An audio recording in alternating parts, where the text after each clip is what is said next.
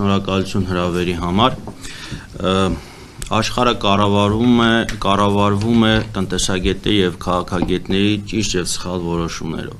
Շատ հաճախ քաղաքագետները կամ քաղաքական գործիչները կարծում են, որ տնտեսական երևույթները դա առանձին գործընթաց է եւ դրանք կարող են այսպես զուգահեռ գնալ, իրենք դե քաղաքական հարցերով պետք է զբաղվեն լուրջ թեմաներով, անվտանգություն եւ այլն։ Իրականության մեջ այս երկու թեմաները իրար զուգահեռ են գնում եւ խաչվում են, կարող ենք ասել, այս թեմաները եւ պետք է հասկանանք, որ տնտեսագիտության մեջ բացարձակ ճշմարտություններ գոյություն չունի։ Եթե մենք ուզում ենք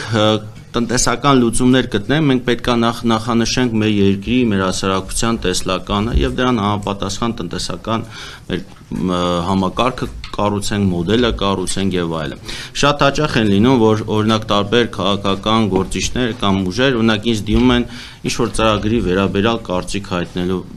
մասին։ Ես ասում եմ, ձեր թիրախը ո՞րն է, ձեր լսարանը ով է, ձեր նպատակը ո՞րն է։ Այսինքն ըստ դրա մենք կարող ենք հասկանալ քաղաքական ուժերի տնտեսական ծրագրերի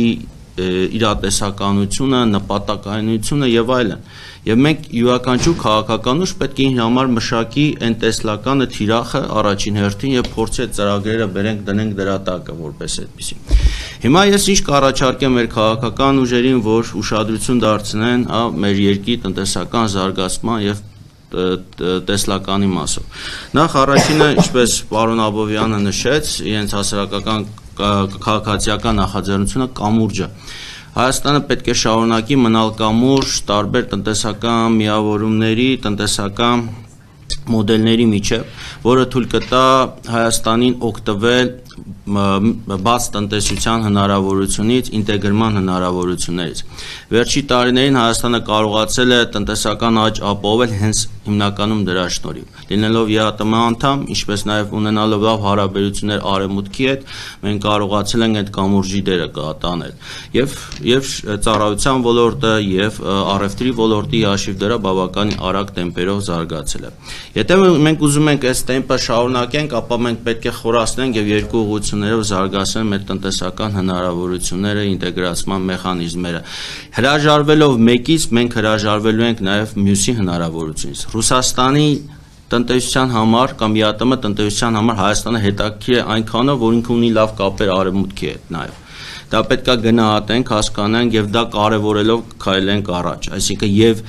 մենք պետք է եւի այս մոդելը տնտեսական դաշտում փորձենք տանենք առաջ եւ զարգացնենք։ Սա ընդհանուր այսպես արտաքին տնտեսական քաղաքականության եւ նաեւ անշուշտ դա նաեւ վերաբերում է մեր ընդհանուր քաղաքականության, այսինքն դու չես կարող արտաքին տնտեսական քաղաքականությունը եւ անես, բայց ենթադրենք քաղաքական մասը կամ անես, հա։ Այսինքն սա ակնհայտ է, որ մենք պետք է այս երկու գործընթացները զուգահեռ տանենք եւ պետք է համատեղենք այս process-ները։ Ներքաղաքական մասով մի քանի կարևոր կետերին եմ ուզում անդրադառնալ։ Հայաստանի թիվ 1 այսպես հարստությունը մարդն է։ Մարդկային կապիտալը, որը պետք է ավելացնենք, հա, ժողովրդագրական խնդիրները լուծելով, ցավոք մեր ժողովրդագրական խնդիրները բավականին լուրջ են։ Մենք ծերածող հասարակություն ենք, քիչ երեխաներ ենք ունենում, արտագաղթը շարունակվում է եւ սրա արդյունքում մենք ունենք բավականին լուրջ մարտահրավերներ։ Այսինքն մենք պետք է լուծենք ժողովրդագրության խնդիրը, անշուշտ խթանելով շատ երեխա ունենալու հանգամանքը, անվտանգությունը ապահովելով, որ դա եւս շատ կարեւոր է, հատկապես վերջի շրջանում, երբ որ մարդիկ իրենց տղաներին չծառայելու համար այլ երկրի քաղաքացի են դարձնում։ Սրանք մեր ժողովրդի օրակարգային հարցերն են։ Մենք որքան էլ ասենք, մարդիկ հայրենասեր են եւ այլն, բայց մարդը ուզում է, որ երեխան անվտանգ ապրի, եւ մենք այդ անվտանգության խնդիրը պետք է ապահովենք, որ եթե ցանկանում ենք ժողովրդագրության հարցերը եւս զուգահեռ լուծենք։ Եվ նաեւ շատ կարեւոր է այստեղ կրթությունը։ Կրթությունը պետք է լինի որակյալ, հասանելի եւ մատչելի նաեւ մեր հասարակության համար եւ օրինակ միայն այս տարվա հունվար օգոստոս ամիսներին կրթական ծառայությունները թանկացել են 8.2%, անցած տարի նույնպես թանկացել են։ Հատկապես սա վերաբերում է եւ բարձրագույն կրթությանը, եւ դպրոցների, եւ նախակրթարանների։ Գաղտնիք չէ, մեր հասարակության մի զգալի մասը հերթեր են կանգնում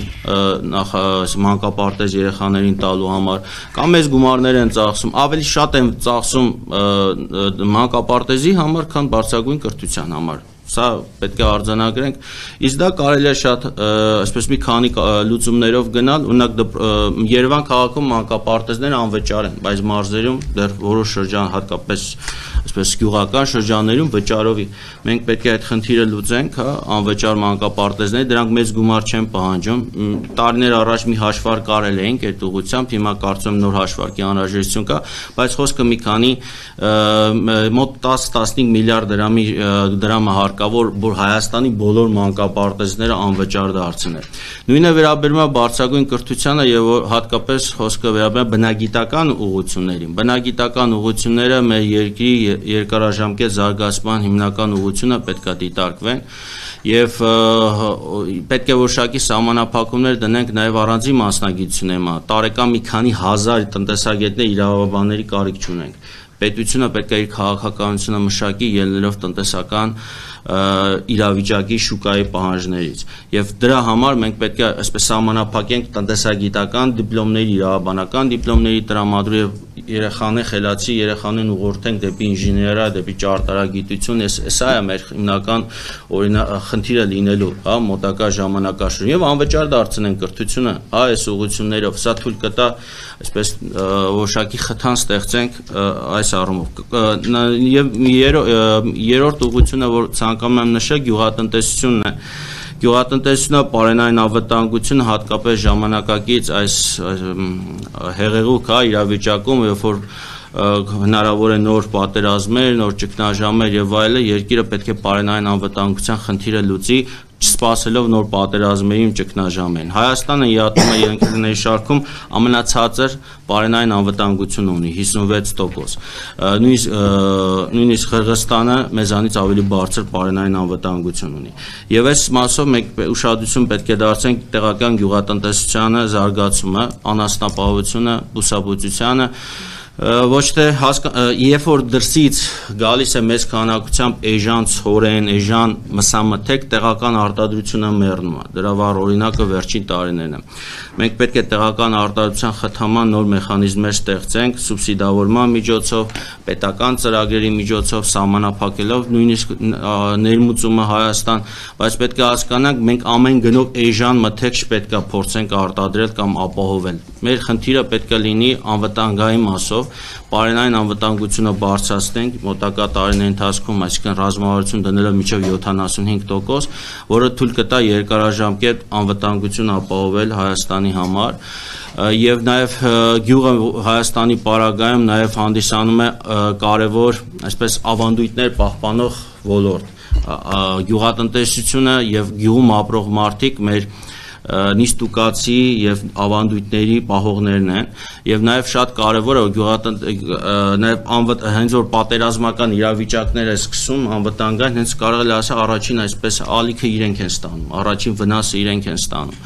Գյուղ ոլորտը եւ գյուղացիները մեր երկրի համար այսպես առաջնային նշանակություն պետք է ունենան եւ մոտակա տարիներին պետք է հատկապես գյուղերում ժողովրդագրության հարցերը շատ արագ լուծել։ Կարելի է այս թեմաներով, այսպես առանձին ուղղություններով երկար խոսել, բայց հնարավորություն կտամ նաև մեր գործընկերները խոսեն, հետաքրքիր նաև նրանց մտքերը լսել եւ հետաքրքիր քննարկում ունենալ։ Շնորհակալություն։